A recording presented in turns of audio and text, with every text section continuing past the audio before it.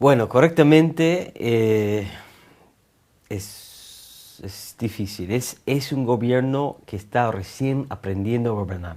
Está claro, por lo menos para mí, que es un gobierno de novatos, que Ollanta carece de experiencia política, carece de formación política, carece obviamente de un partido, carece de un equipo. Y vino y es bastante obvio que no esperaba mucho de los problemas que habían y en muchos sentidos no sabía gobernar. Que es el caso con muchos outsiders, ¿no? Que él no ha gobernado nada nunca y ahora está en la presidencia. Y creo que fue un shock y ha hecho errores, ha hecho cambios un poco más dramáticos que uno esperaría en un gobierno de partido, pero es un gobierno con muy poca experiencia y eso se ha mostrado. No ha sido una, una tragedia, el gobierno no está en crisis. De hecho, Humala terminó el año con un grado de aprobación pública mayor que tuvo Toledo y Alan García después de un año en el gobierno. O sea, no es un desastre, pero sí ha tenido sus problemas. El poco equipo que tenía lo perdió a los 4 meses. Ha habido 2 cambios grandes de gabinete en un año, que es mucho. Entonces es un gobierno bastante inexperto que, a mi parecer, recién está aprendiendo a gobernar. Y Perú es un país difícil de gobernar. Entonces, no le ha ido muy bien, pero dado que es un novato, tampoco le ha ido muy mal.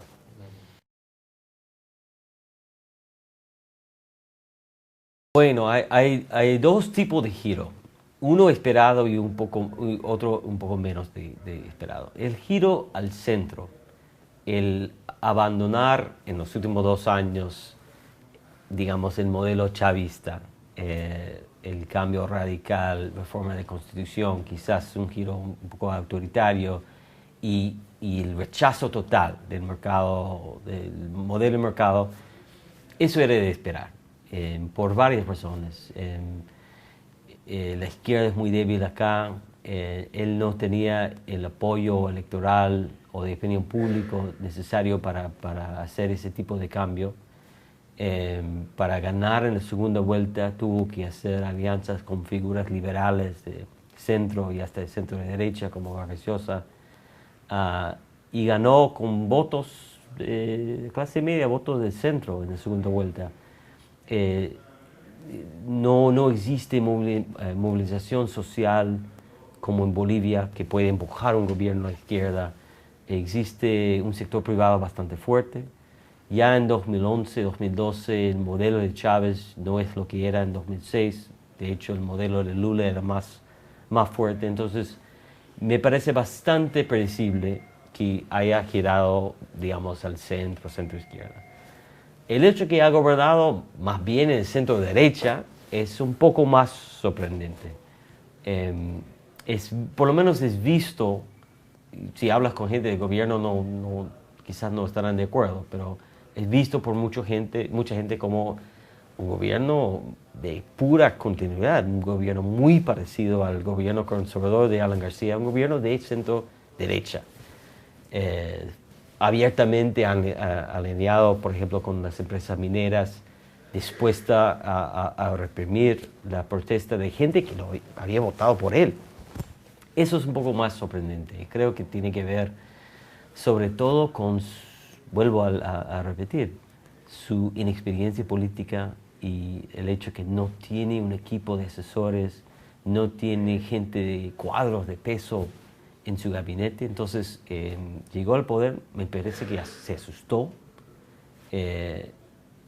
Hubo mucha presión de actores de la empresa privada, de la derecha, que es muy fuerte en los medios, y también de los tecnócratas del Ministerio de Economía y otros ministerios fuertes, ¿no? Banco Central. Y decidió, y eso es entendible, decidió mantener tecnócratas pro mercado en el gobierno, empezando con Castilla, y el peso de esos tecnócratas que han estado en el Estado, que tienen 1000 veces más experiencia en trabajar dentro del Estado que el propio Ollantamala y que su propio equipo, hay un desequilibrio de conocimiento que traduce, que termina en un desequilibrio de poder dentro del gabinete. El poder de Castillo y el poder de otros tecnócratas es muy fuerte porque no hay contrapeso, no hay políticos de peso en el lado, digamos, de centro-izquierda. Y lo que había se fueron en diciembre con el cambio el colapso del gabinete de Lerner. Entonces, no ha tenido la capacidad política para llevar adelante un gobierno moderado de centro-izquierda, tipo Lula, hasta ahora.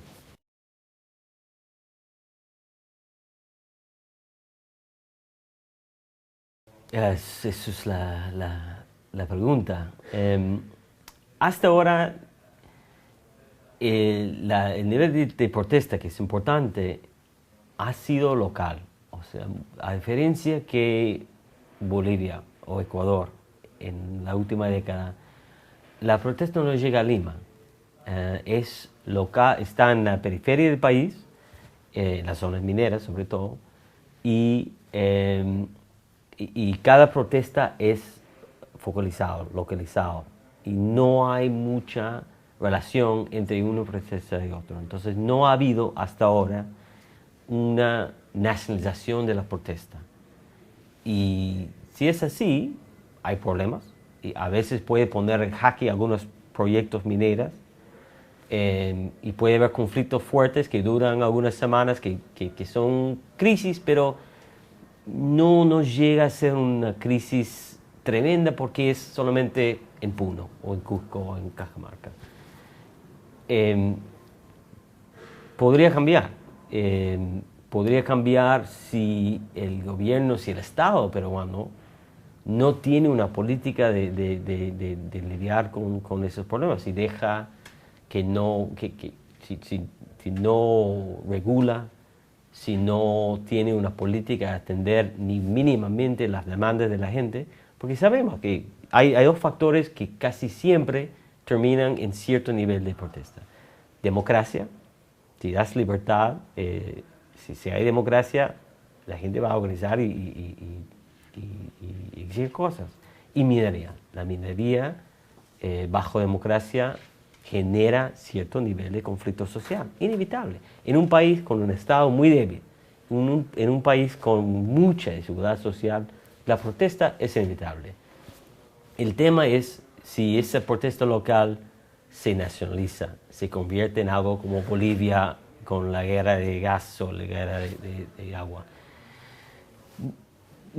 Hasta hace poco no me parecía muy probable, y me parecía que con un poco de mediación, con un poco de política, se podría mantenerlo a nivel local, pero la torpeza del gobierno en Cajamarca dejó que prometió una nacionalización del conflicto de Conga. Y en un gobierno débil, en un gobierno que es políticamente aislado, y todavía no es políticamente aislado, pero hay ciertas muestras que este gobierno, que no ha trabajado mucho en tejer alianzas, podría terminar aislado. Es una mala combinación. Si hay más nacionalización de protestas, vamos 9 meses y no hay solución política a la crisis de Conga. Si sigue aumentando la protesta y si este gobierno no logra construir coaliciones políticas más amplias, sí, podrías ver algo más parecido a Ecuador, ¿no? Con presidentes personalistas que debido a su aislamiento político y un nivel de protesta alta en la calle, termina no llegando al final de su mandato. No digo que va a pasar eso, pero hay ciertos peligros en el horizonte.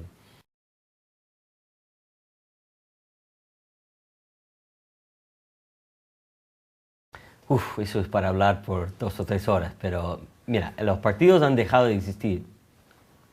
Los partidos han colapsaron hace 20 y pico años en el Perú y realmente no han vuelto a existir. El APRA sigue siendo un partido, pero es un partido chiquito, es un partido de 5 o 6% del voto. El PPC sigue existiendo, es un partido de 1%. El Fujimorismo podría ser un partido, pero tampoco es un partido muy grande. De hecho, en todas las regiones del país, en todas las provincias del país, en cada ciudad, hay un sistema de partidos distintos. Y los partidos no son partidos, se llaman partidos, legalmente son partidos, pero son vehículos personales. O sea, un candidato quiere ser, un político, una persona, ni siquiera es un político, una persona quiere ser candidato y forma su partido, su lista, su movimiento regional y recluta candidatos, hace su lista y ya.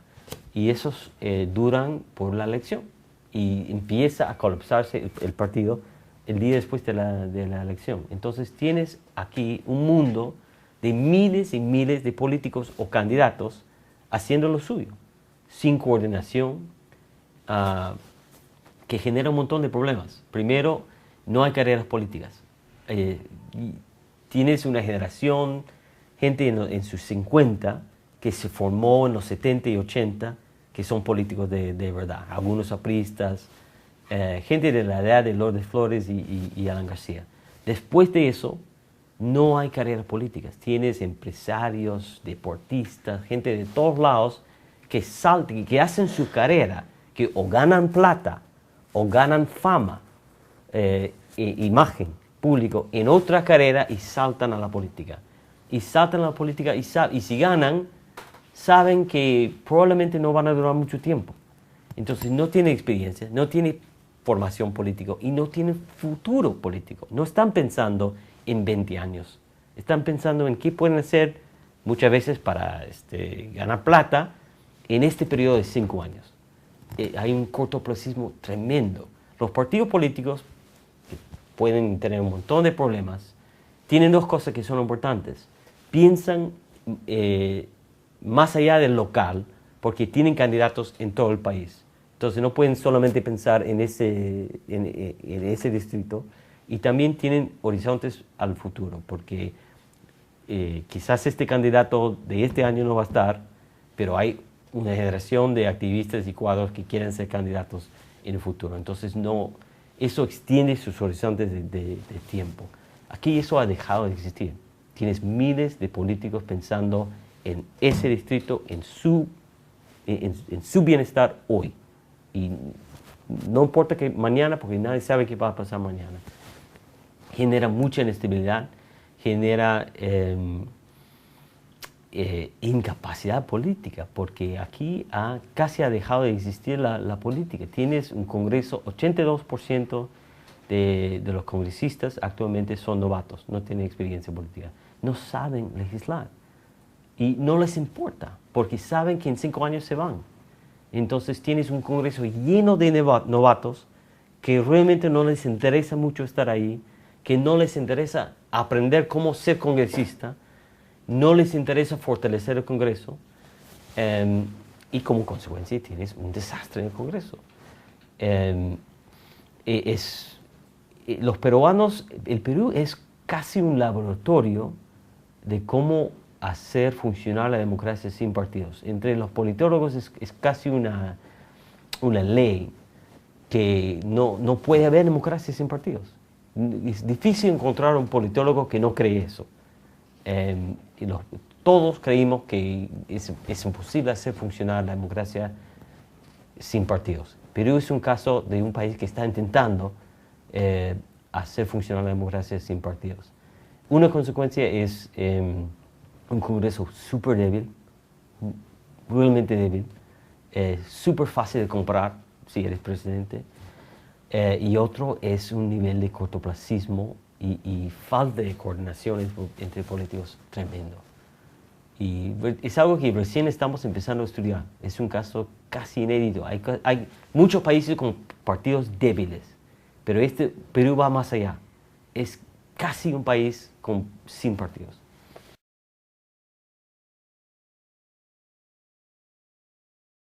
Bueno, no sé si bien arreglado, pero más arreglado que otros partidos.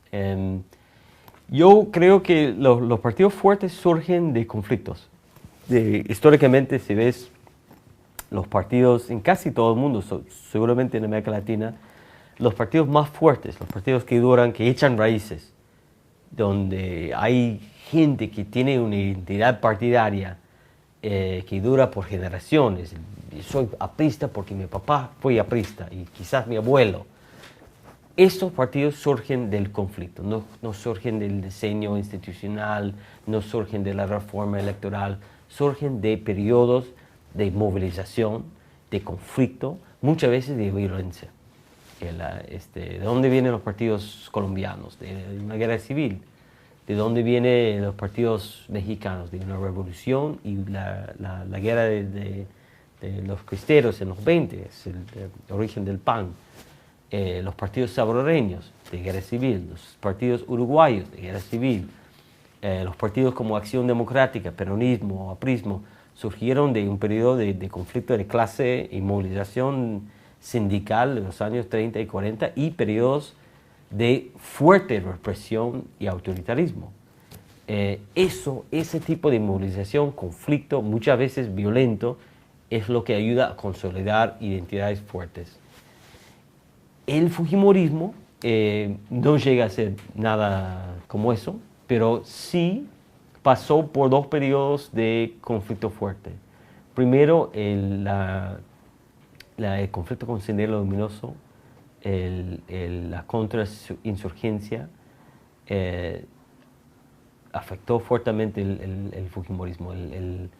La idea de la ideología derechista del fujimorismo de mano duro y de la importancia de la seguridad y la desconfianza fuerte que tienen hacia los grupos de derechos humanos y las normas e instituciones regionales de derechos humanos viene de ese periodo de los 90.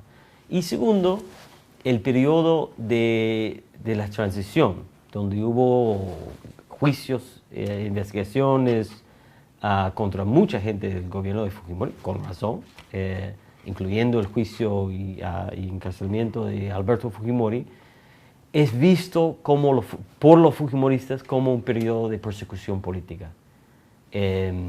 Uno puede decir que eso es una gran exageración, y quizás lo es. No es como la represión que sufrió el APRA en los 30 y 40, no murieron fujimoristas, pero ellos lo pasaron como un periodo de persecución política.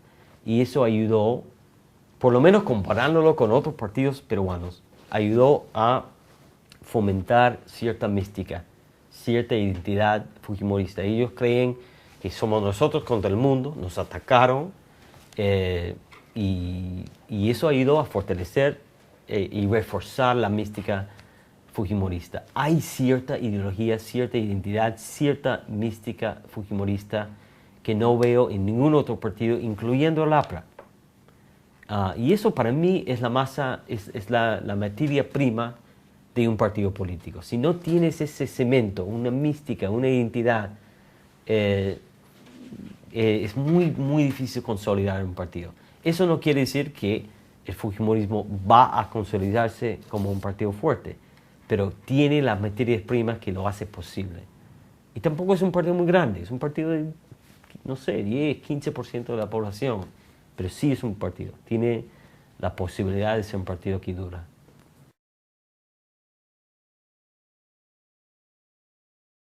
Mira, hay reforma institucional todos los días en Perú, todos los años, ¿no? Perú y los países andinos son campeones mundiales de la reforma institucional. Siempre los hay, pero no funcionan.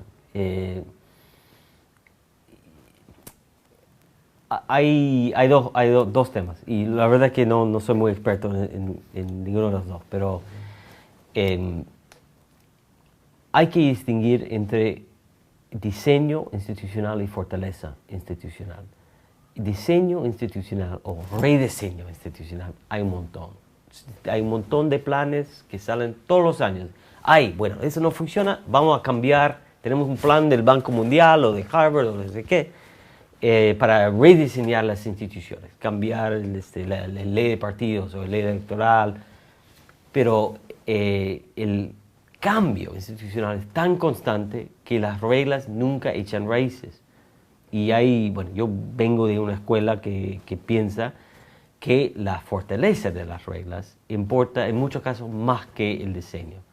Lo que importa es que todo el mundo tome en serio las instituciones, que todo el mundo cumple con las reglas y que todo el mundo piensa que esas reglas van a persistir por 10 años más, o 20 años más, o 30 años más, para que sean cosas permanentes.